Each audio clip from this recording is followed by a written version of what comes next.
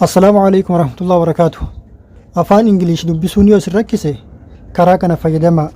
Sakandii muraasaaf hoombatanii bilbila keessanii gadi qabaa.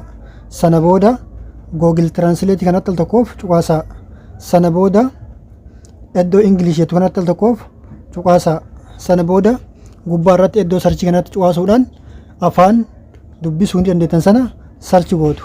Fakkeenyaaf Oromoo. Sana booda irratti cuqaasaa. Sana booda ofii isaatii gara duubaatti isin deebisa. Isin immoo haala kanatti keessaa bahuudhaan gara afaan hiikkachuu barbaadan sanaa ni deemtu. Fakkeenyaaf barreeffama Jawaar Muhammad kana haala kanatti irra galee jira. Sana booda hoombatanii haala kanatti gadi qabuudhaan iddoo Translate kanatti yookiin immoo Google Translate kanatti haala kanatti cuqaasuudhaan afaan kana gara afaan Oromootti yookiin immoo afaan beekuutti jijjiiradhee jira.